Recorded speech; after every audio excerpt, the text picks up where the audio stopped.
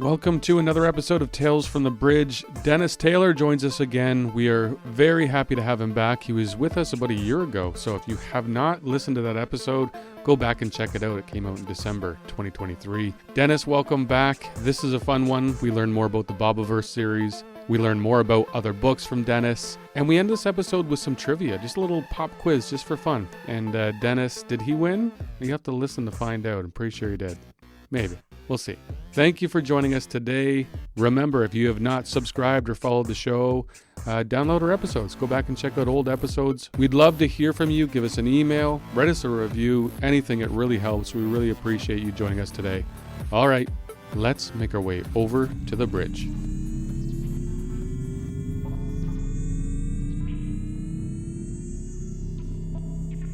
Dennis E. Taylor is a Canadian writer and computer programmer known for his largely popular science fiction series that many of you may know as the Bobaverse books. His novels touch on many powerful themes and explore some of the most interesting topics, such as the interaction between artificial intelligence and the human condition. We're very glad to have him back on the bridge. Thank you for joining us, Dennis. Well, it's good to be here again. Yeah, it's great. So we had you on the show about a year ago. And since then, the fifth book has come out in the Bobaverse series. I don't know if it's just me, but it really seems like the series even more so has blown up. I hear more people talking about it. It's online more. So I just want to hear about how's the last year been and how's the last few months been with the release of the fifth book? Well, it was a highly anticipated release by everybody, including me, mostly because it took longer to release than expected. Business models change. Audible's gotten bigger. They have to schedule things now, whereas before they could just shove it out when it's ready. It's not a bad thing, but it came as a surprise. I think it came as a surprise to a lot of the fans. But it's out and doing well. And I've been to New York Comic-Con because of the release date, which was kind of cool. When you put out a new work and you get to go to something like Comic-Con, what's that experience like for you? What's landing in kind of nerd heaven like? Well, New York Comic-Con was an experience. It was the first, well, I don't know if I want to say it was the first major Comic-Con. I went to WonderCon in San Jose, which was, big and noisy and crowded and very interesting and stuff like that. But the New York Comic-Con, I think, is an animal all its own. It's a swirling bag of spiders, and I mean that in the best possible way. It is just big and energetic. I was very lucky in that because I was invited there by Audible to be on a panel, I was considered talent. It even said that on my pass. And the great thing about that is that you're considered essentially staff, so you can go in, before it's open. So I got to get there an hour and a half early and wander around the whole place before the crowds got there. And that was not only because I was able to get a look at things without 50 people in front of me, but it also provided a great contrast between, the before and the during. And you get first dibs at some of the best comics too, right? Like most of the places weren't open yet. They were still setting up. Although if I'd wanted to, I could have come back 10 or 15 minutes before opening and said, give me that. But no, there wasn't anything that I necessarily needed to go do that for. I did buy a lightsaber for my daughter, but I bought that during show hours. And then there are some of the biggest actors and filmmakers that attend. Were you kind of sneaking backstage to accidentally bump into someone, or did you meet any incredible people back there? No such luck. Well, I need to be careful there. I mean, I met the people that I was supposed to meet. Ray Porter was there, John Scalzi, the people on our panel, but I didn't, run into, George Lucas or anything like that. There were signings downstairs in some weird auditorium, but it was so crowded. It was like the subway during rush hour. You couldn't get anywhere near a table to even see somebody, let alone talk to them. And what did you find the interactions were with your own fans? Have you had a lot of opportunities like this where people might know you and your work and have conversations with them? I had a couple of individual conversations at New York, but I think the most interesting interaction I ever had was actually at the San Jose WonderCon. And I keep saying WonderCon, and I'm sure that's right, but it was at San Jose several years ago anyway. Uh, I met a woman who basically either recognized me or whatever, but came up, introduced herself, took my hand to shake it, and didn't let go of it for like 3 minutes while she told me all about how she had used my books as the basis for her master's thesis Wow. in college. And very enthusiastic. And it was really my first exposure to being a celebrity of Mm. sorts. I'm not the most extroverted person in the first place, so I didn't really know how to take this, and I hope I didn't come off as weird or anything like that. I certainly didn't mind her, essentially gushing at me, but I didn't know how to handle it. Oh, that's neat. That's neat. How was she using your books in her master's? Do you remember? Something to do with artificial intelligence and the interaction of human beings with AI. You mentioned that you were at the Comic-Con as part of Audible's panel. Can you talk a little bit about your relationship with Audible? Like why is that a thing? Well, Audible is my primary publisher. I mean, in the same way that somebody else might, have a contract with Del Rey or Ballantine Books or whatever, my publisher is Audible. All my books go to them first. The editor that goes through my books is an Audible editor. The contract specifically says that I can't produce text versions for 4 months until 4 months after release date. So yeah, and they're I think around 2/3 of my total revenue. So they count. Yeah, and that's interesting. And some of our listeners may not be aware of that. Like I'm a big Audible user, so for me, I actually really appreciate your work coming out early on Audible. But yeah, but some people may not be aware of that dynamic, and that's it sounds like that's increasing. That's a common thing. A lot of people are ingesting these novels as audiobooks first, right?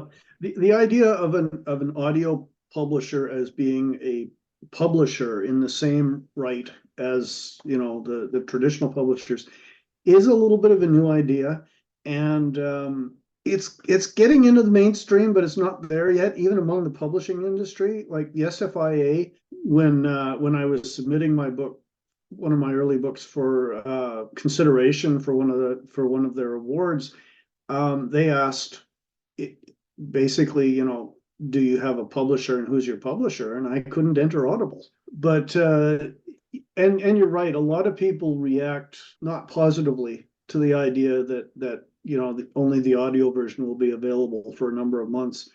And the reaction quite often is, well, why would you do that? Why would you delay the print book? Well, the print book isn't sacrosanct. It's one of the forms of media release, but my primary media release is audio. I actually was not all that sold on Audible until your books. Like your books got me hooked and got me brought into Audible. So it was, and a lot of that was the material, but there's an extra dimension. You need a good reader. Mm-hmm. Yeah. And you've got, I think, one of the best in the game. Yep. Absolutely. And I've said this before, but it bears repeating. Steve Feldberg, who signed me up with Audible, he paired me with Ray Porter because he decided that the book and the number of voices and so forth needed a voice actor with range, and Ray definitely has that. So, full credit to Steve for making the right decision. Partial credit for me for not arguing with him, and lots of credit for Ray for being Ray. Well, I mean, a lot of that part of it too is like if you see a film that you first read as a book, and if it doesn't match what's in your mind's eye when you're reading the book, that takes away from it a little bit. And what I find with Ray is he speaks it in exactly the voice that I would expect to read in this book. Like there's that pairing. I think there's a bit of magic to that, and maybe no short amount of luck, but Well, that's because Ray doesn't just narrate, he acts. He's not just reading the book to the reader. He's doing a full-blown movie scene, just without video. yeah, and that does go a long way, doesn't it? And the So gentleman has some experience too. He Oh, looks yeah. like on Audible, he's done 415 separate pieces. At least that's what it looks like in the search results. So that's a lot of experience he has. Yeah, he's a Shakespearean actor. He's been in movies and on TV. He's got the experience in all aspects, certainly. So it seems like, well, a lot of the listeners, they really see this book as an audiobook. What about you as an author? When you first started writing these, were you thinking about how they would be read out loud? Because I know a lot of authors will write that way, and a lot of written work just does not translate to an audiobook very well. It almost seems like you wrote these to be an audiobook. Is that silly to say, or is there some truth behind that? Well, it's a yes and no thing. I mean, I didn't write the original books for audio because I was just thinking text when I started writing. My agent signed me up with Audible after we were unable to get a traditional publisher. So We Are Legion had already been written. The first version of Outland had already been written. But once I'd been through the experience with We Are Legion, then yeah, I started thinking about how you go about writing for audio. John Scalzi's commented on this, and I've commented in the same way that it does affect your style. You have to write differently. You can't use he said, she said, they said uh, constantly, because although as Stephen King says that disappears on the page, it doesn't disappear in the ear. It becomes annoying. Yeah, you use beats a lot more and tags a lot less. And I want to talk a little bit about Not Till We Are Lost, which actually is current of this year, what little is remaining of it. It's, I think the strength of these books is that you have a ton of storylines to choose from. There's a big universe, right? And you get to pick whatever adventure you want to follow. Is that hard to narrow down, like where your focus will be for which Bob replicant you're going to be following? It's easy to create the threads. It's harder to wind them up. Quite often when I start them up, I don't actually have an end game in mind, but my writing tends to be organic in that I'm writing and I think, well, this would probably happen. So I put it in. And then, well, if that happened, then this would happen. And then I add that.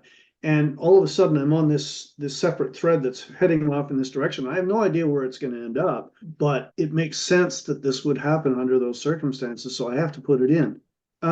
One of the things that has always bugged me about stories when I'm reading them is where things don't happen that should. At the end of The Abyss, for instance, this huge alien craft comes up out of the water, and that's it. End of story. I mean, oh, it's just an alien craft. It's inconsequential. We won't worry about it. No, we'll worry about it, right? Things that happen have to affect the storyline, and you can't just ignore them. But like I said, it's harder to figure out where they're going to end up. Well, I mean, in some cases it's logistical too, right? How does one, like, let's say, in terms of Icarus and Daedalus, as they go increasingly in a far flung direction, they've got to be able to report back at some point, like to reconnect them. So you end up having to invent things. Like, how does, when you, and it's science based, so we're like, is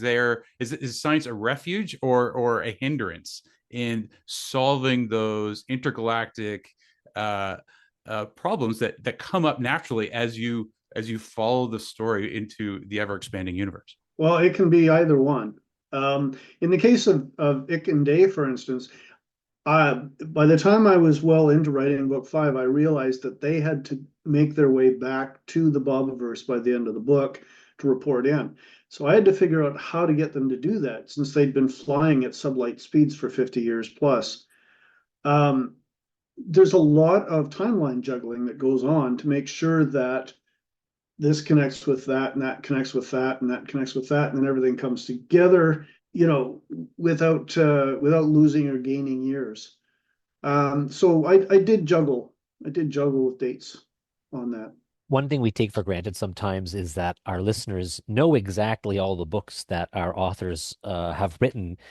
Could I trouble you to do a quick description of this series in particular, just for those listeners who don't know your work?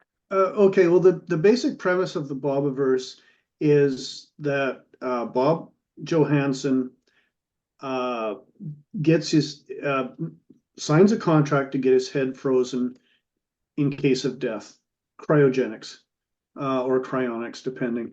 And of course, he immediately dies because that's how things happen in books. Otherwise, we wouldn't have a story.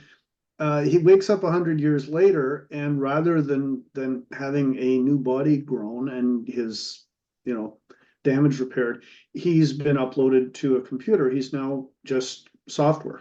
He's a replicant. He's not an AI, and I do make the distinction.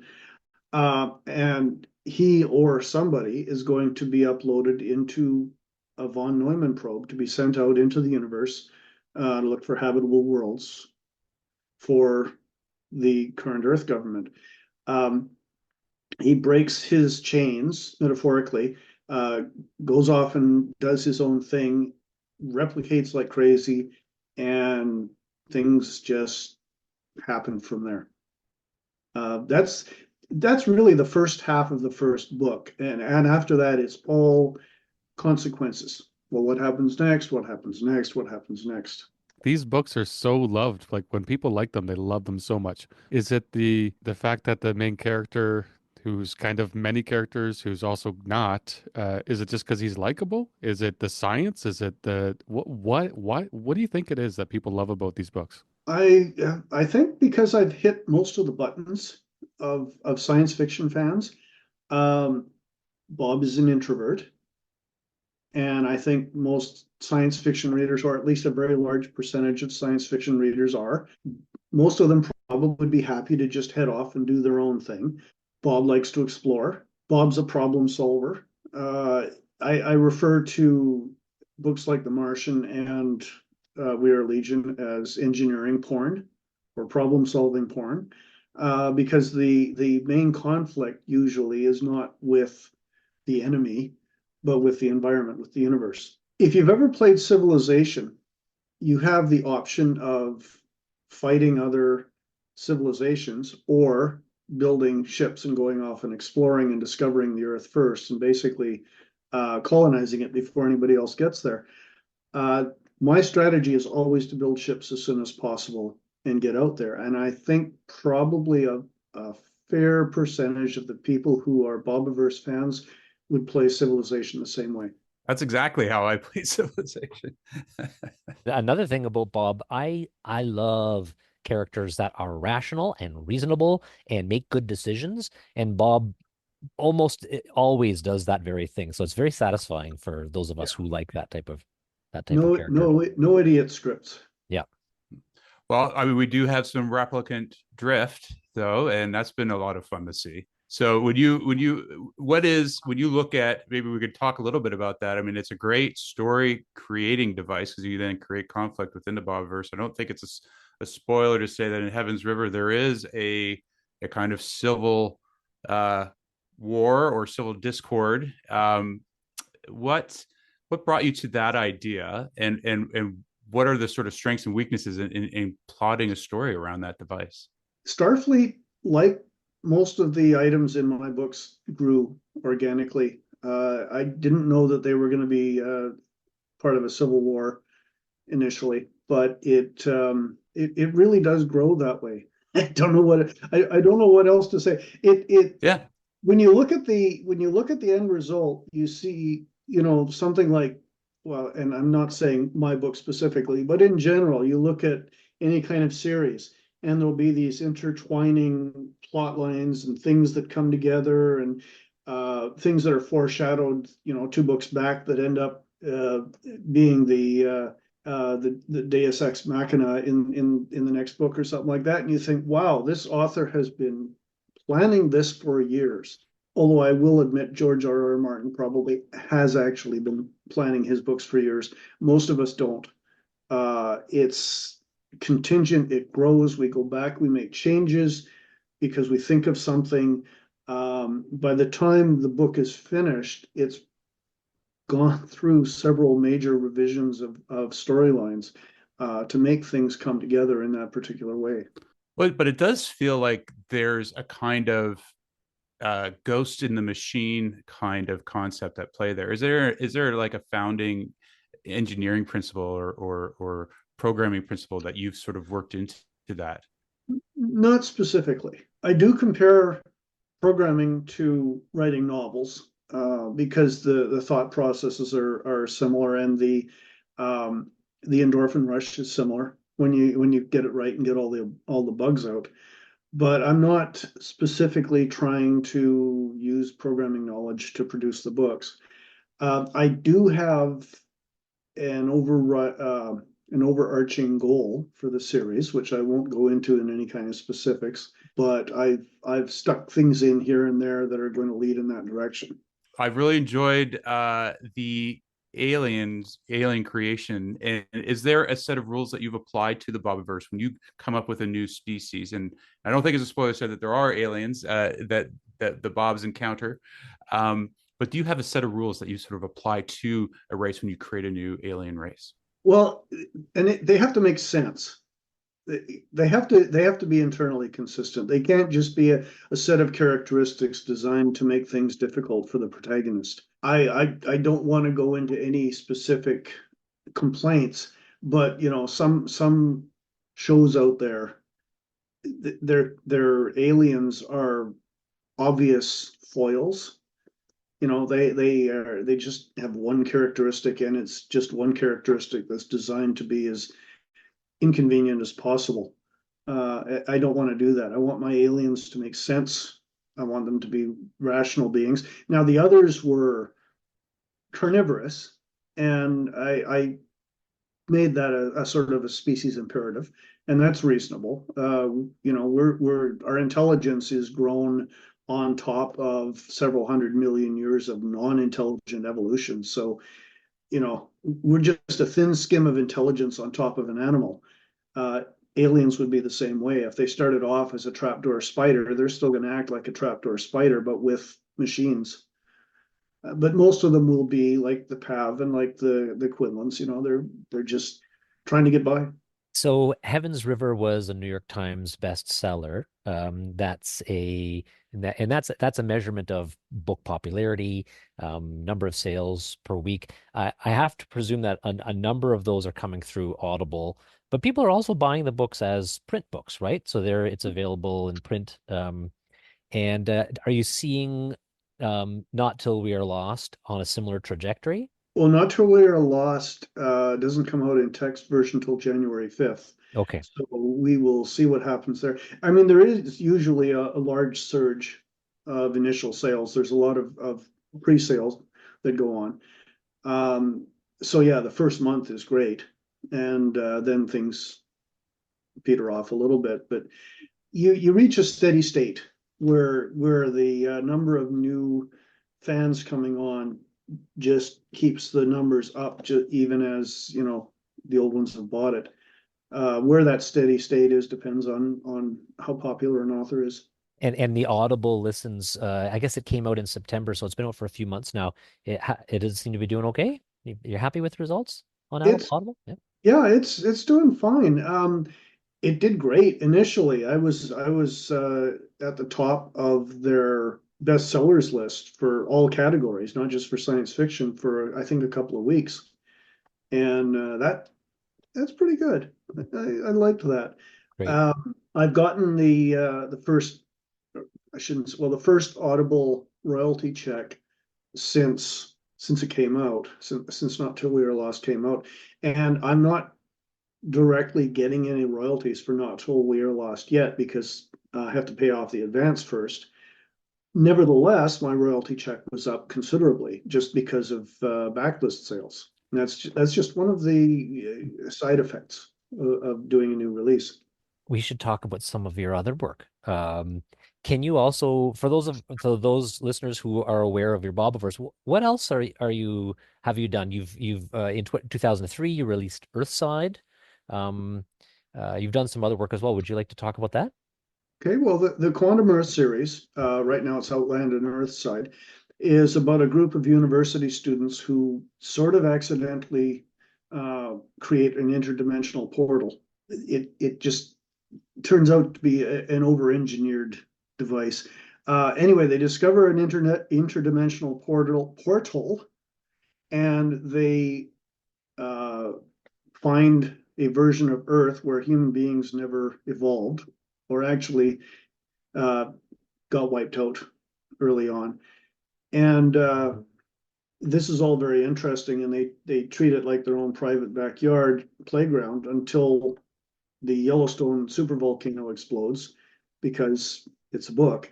And suddenly they have to try and get people across to Outland, the second Earth, just to survive. And civilization collapses, and now they're all there is, other than ragtag groups of starving refugees running around Idaho and stuff like that. Earthside is just a continuation. So this is a series, and there'll be a third book and possibly a fourth book as well. And and on your blog, there's a note that there's a potential space opera in the works. Is there any possibility you got anything to say about that? I don't want to push you too hard. I know if it's something still in the works, that it's just still in the works. The space, I think that's referring to 10,000 Worlds. Yes. It is a space opera. The general idea is that humanity is getting chased by a militant or military alien species that wants to wipe us out. They end up in somewhere very, very different from local space. That's the 10,000 Worlds. And now they're dealing with numerous intelligent species. And it's a bit of I guess, a political military thriller kind of thing. And can I ask a little bit about this other book that you've got coming out? It's just according to your blog, it's just survived final edits. Working title is Flybot. Anything you can share with us there? It's AI.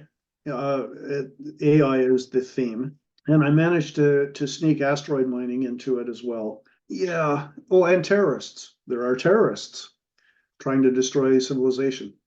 So, a great big glob, mass of whirling maelstroms that hopefully works out in the end. I'm into it. It's why not? Yeah. And I don't mean to put words in your mouth, but I believe that the Bobiverse has got some room yet to grow. Is there anything you could share on where the Bobiverse goes next? Well, actually, I had a long conversation with my agent today on the phone, and we're talking about future directions for the Bobiverse. What my editor doesn't want is for the Bobiverse to be just an unending series of episodes, 10 books, 15 books, 20 books, like Perry Roden or something like that, where it just never seems to wrap up. Because you get reader fatigue after a while, and it just kind of peters out. And I certainly don't want the series to just peter out. I want to have a proper ending, something with emotional impact, and so that people can feel, wow, that's it. That's ended. Now that doesn't mean it'll be the last book, because even when you end this series as such, you can still have side stories, which would be called Tales from the Bobiverse. For instance, one of the storylines that I'm playing with would be to visit the Deltan homeworld in 10,000 years once they've developed a civilization, and see where they're trying to figure out where their myths come from. And just, was there ever really a Bob? But anyway, they'd be, anything like that would be off the main timeline. It wouldn't necessarily be from the point of view of a Bob. which right now every single chapter of every single book is from the point of view of one of the Bobs. So you could have some third person stuff. You could have some, other individuals telling the story. I am, as a Bobiverse fan, I'm definitely pro side quest on this. Yeah, I got to admit, I see no reason not to keep writing for as long as I'm able.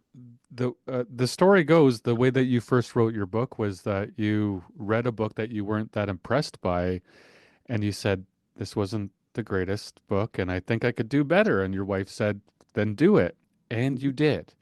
Yeah. Um, does this happen often? Like when you watch a Star Trek episode, you say, well, that would have been better if they took it this direction. Or do you watch these films and say, you know what, if they did this, would have been better? Is that something that you do a lot when you're listening or reading or watching a story? Oh, I do it all the time because I'm an armchair general when it comes to watching Star Trek or any movie or series or whatever. If I can watch a series and say to myself, man, that was just right on the money, then that's a series that or show or whatever that I'm really going to like. I'm watching Travelers right now on Netflix, and I resisted for the longest time because I thought it sounded kind of tropey. But it actually is a really good series, and now I'm hooked, and I'm halfway through season 2. That's a series that I have to say I probably couldn't think of anything that I would have done different. So some that can be an influence for you is writing that you'd like to make better. What are some contemporary science fiction authors that you really like things that it might be hard to improve upon, or something you've really enjoyed reading in the last few years? Well, Scalzi, Peter Klein. I don't know how to pronounce his first name. It's either Jean or Jean Doucette. Um, Problem with being a reader is you know how things are spelled, but not necessarily how things are pronounced. Anyway, it's Gene Doucette. The guy who did Blind Sight, Peter Watts. I like a lot of his stuff. Generally speaking, I like individual books, but I won't necessarily like everything that an author does. And I'm okay with that. You can't write nothing but hits. I want to ask the same question, but with the film. Well, I not inspirational so much because most of my inspiration comes from the written word because I am a science fiction reader for decades and decades. But of course, love The Martian. There's a Time Trap. It's a very, very niche movie. I think it's on Netflix. Uh, Nobody's ever heard of it, but it starts out being really bizarre, but ends up being just the neatest concept by the time you get to the end of it. Is that the Uh, one in the cave? yes, Yes. Yeah, I really like those time travel ones that are just this. The world building is not very big. It's just a little tiny world, and very minimal characters, and they just have to figure this one out. yeah, and a really good mystery, and they do eventually figure it out. I watch a lot of Netflix and Amazon Prime and Apple Plus and stuff like that, and I gotta say, like more than 50% of the things that I watch, I don't finish. When are you going to start doing some TV? There's an option signed for We Are Legion, which is going to be a movie. Oh, And well, if they execute the option, it'll be a movie. Meanwhile, it's an option. But TV, don't know. Outland would make a great TV series. The Quantum Earth series would be great for episodic. But I haven't had any bites yet. So with that option, do you know what studio has that? It's Lord Miller Productions. Oh, and they're Yeah, currently doing Project Hail Mary. they just wrapped up Project Hail Mary. They did. All right. Yeah, They actually told us that you're allowed to tell us everything that you know. There's no yeah, NDA on he, this one. they he forgot to mention that to me. Although I am saved by the fact that I know next to nothing. The thing about these kinds of movie and TV deals is that once they have signed the papers and have given you your money, they don't want to hear from you. And actually, Lord Miller is better than most in that they set up a Zoom call with me and we had a big discussion of things. Very interesting, but also very unusual. Most of the time, they won't even acknowledge your existence once the deal's been signed. Well, the two of them sound very unique. We had Andy Weir on the show, and well, he's a producer. They brought him on to produce so that he could have at least a little bit of say and a little bit of influence, or at least be a part of the discussion. And Yeah. That must be really neat for an author to have that. Oh yeah. Well, he's big enough that he could ask for that and get it. I'm probably would just they'd just go away, go away. We'll tell you when it's done. He had The Martian under his belt too, I guess. Right. So maybe for the second movie, right? Maybe that's when the producership comes through. Dennis, before we let you go, we'd love to play a little trivia game, have a little pop quiz. It's a fun way to end our time with you. I just have some simple little questions based on science fiction film mostly, because I just think that's fun. The first person to say the answer is going to get the point, and we're not even keeping score. We're just going to have fun here, okay? Does it have to be in the form of a question? You get an extra 2 points if you do that. Okay. But it's not necessary. First question, and only a couple here, guys. We'll see how much fun we can have here. I'm noticing that a lot of these that I have here are older, so quite old, older than us, older than all of us. Question one: in the 1951 movie "The Day the Earth Stood Still," which U.S. city did the alien spaceship land? Oh God, no idea. Washington? I'm gonna go with New York. Correct. Yeah. Yeah, it was Washington. That was actually a guess, but a reasonable guess. It I'm makes sure. sense, yeah. If they're gonna land somewhere, they're gonna, Why not? why not? Yeah. Definitely not Europe. Like why would you go to Europe? You got to go to America. Yeah. Did they USA. land in front of the United Nations building, perhaps? Oh, interesting point. I think you're right. It would 'Cause- make sense. Yeah. I don't do research, so sure. Yeah. That's the extent of our journalistic standards and practices here on Tales from the Bridge. Although the UN building is in New York, not Washington. Oh, okay. Well, not being American, I don't know. I feel like in all the movies they always use the Lincoln Memorial as kind of the thing, that you land in front of. There's lots of space there too. So, all right. Question number 2. One of the all-time cutest aliens has to be the furry Tribble. In what space movie does a dead Tribble help save Captain Kirk's life? Star Trek. Which Star Trek film? Come on. Wrath of Khan. That's close, not in years. I don't remember that at all. I don't remember that either. I'm going to be honest, I don't remember it either, but Star Trek Into Darkness, Oh, really? which was the follow-up Oh, to that's the Chris Pine one. Yes. Yeah, okay. Yeah. Oh. So there was a dead remember Khan is in that one. It's kind of a I don't want to say a prequel, but it tells an earlier story of The Khan. Benedict Cumberbatch Yes. version of Khan. Yeah, okay. That was a good Yeah. movie. I like that one. Haven't seen it for a long time. I still don't remember the trouble. Me neither. I don't either, so it's possible this is a lie. Like I said, we don't do research here. Who We stars do in the sometimes. Okay, I'm going to have to file a protest then. I just Googled it and I have found a reference to it here. So research done. There's a reference to it online. Therefore, Okay. Fact check. We trust you, Kevin. okay. Question 3. Who stars in the 1976 film The Man Who Fell to Earth? Well, I would have said David Bowie, or Bowie, That's but correct. Okay.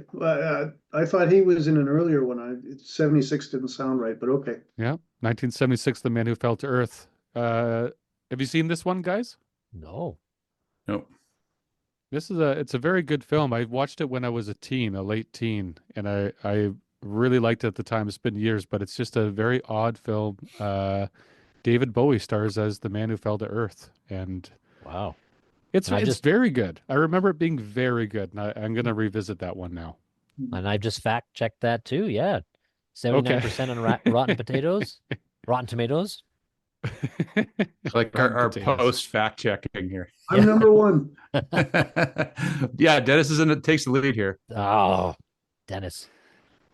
All right, so we got to throw back to The Abyss because Dennis mentioned that earlier.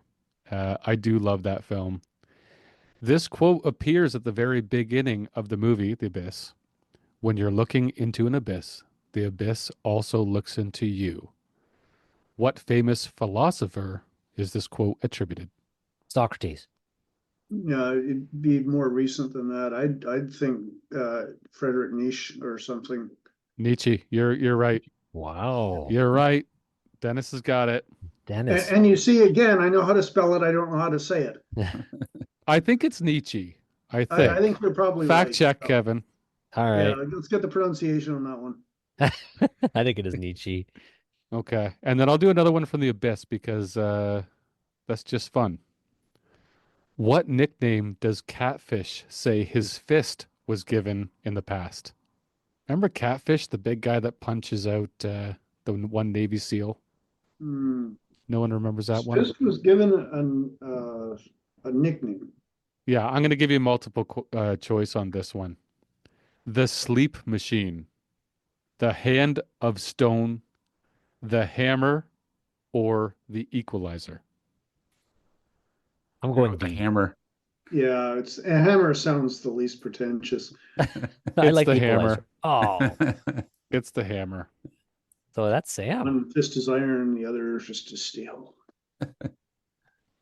I think James Cameron's made some good films, but The Abyss I think would have to be one of, if not my favorite. Very high concept. Very much so. It's surprising a little bit that it was made into a film. Yeah. And by the way, the comment earlier about the alien ship rising out of the water and the end kind of thing, a lot of that, my understanding is a lot of that was due to editing. They left out some scenes that would have been very informative and important, that would It's have true. greatly added to the movie. But once the editors were finished with it, it was just So I believe the final cut, just a bit of trivia. This is just from my memory. No fact check needed because this is my memory, which is fault free. The film, The Abyss, ran to almost 3 hours, and they said, no way. There's no way. You've got to cut this down. So the end of the film, as Dennis was saying, was definitely cut down. When the aliens came up at the end, that was not the total film that Cameron wrote. They basically, when the aliens came up, they created some sort of large wave that was going to destroy everything on Earth. And you see the waves coming over all around the world on every coastline. And the world is in panic watching these 300-foot waves coming towards them. And then the aliens, right before the waves are about to hit land around the world and wipe out the human race, the waves just stop. And then they slowly go back into the ocean. And that was the alien saying, basically, our bad. well, oops, didn't mean to do that. No, they had actually showed Bud, who was, remember, Bud was in the space ship at the bottom of the ocean. They showed him all that. It was kind of that scene where they show all the footage of all the bad things that Earth people do to each other and all the news footage of all the terrible things. And that was their way of saying, we can destroy you in a moment. So smarten up, basically. And humanity was chastened. James Cameron saves the world again. As he usually does. Every time.